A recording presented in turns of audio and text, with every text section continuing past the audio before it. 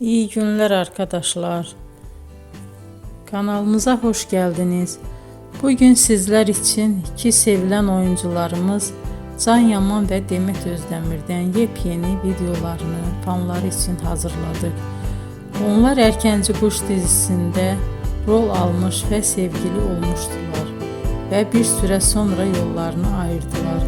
Biz onları birbirine çok yakıştırıyoruz ve onların en güzel videolarını fanları için hazırladık.